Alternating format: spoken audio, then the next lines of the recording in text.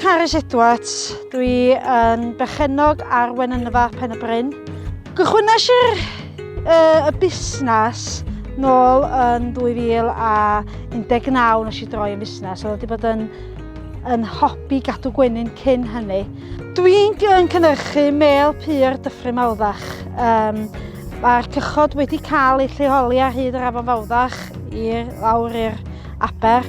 A dwi datblygu'r mêl rhywfaint o fel sydd wedi cael rhywfaint o res iddo fo I wneud fy jam mêl a jam marmaled. Mae gennau 6 gwahanol fath. Mae gennau'r marmaled, mefus, mafon, mwyar duon, gwsberan ag eirin ar hyn o bryd. Ac yn gobeithio dod â mwy o flasa allan yn fuan.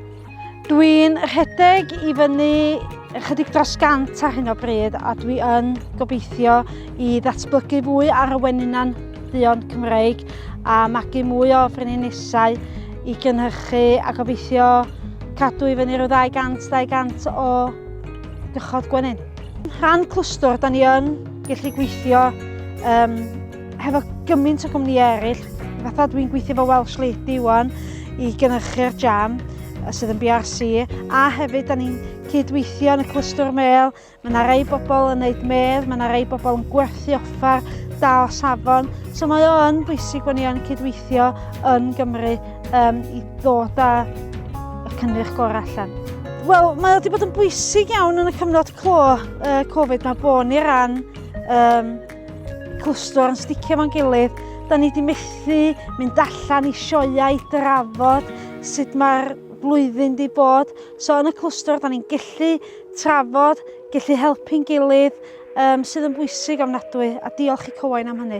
Gael y cynnyrch mêl allan I bobl gael ei weld o, iddyn nhw gael ymwybodaeth ohono fo bod yn bodoli. Hefo mêl Cymreig, mae'n anodd cynnyrchu digon ohono fo. Dyna pam bod fi eisiau mynd I gadw gymaint o wenyn a fedrai.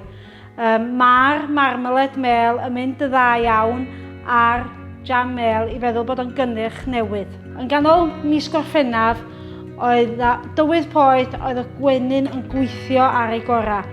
Dwi'n gwerthu'r mêl I lawer I siop leol ar draws Gymru.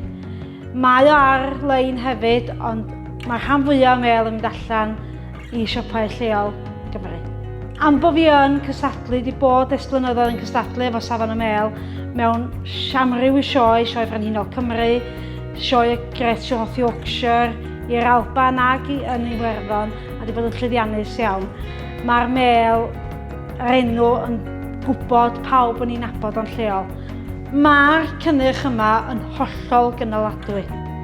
Mae mêl Pen y Bryn yn unigryw oherwydd bod ni yn y Parc Cenedlaethol, blodau'r maes, I fel gryg o'r mynydd, mae o yn neud o yn fel unigryw.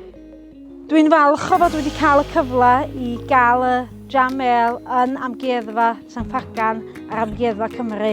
Maen nhw'n dod I nabod fi, dwi'n dod I nabod nhw a gobeithio gwni gydweithio am flynyddoedd eto I ddod.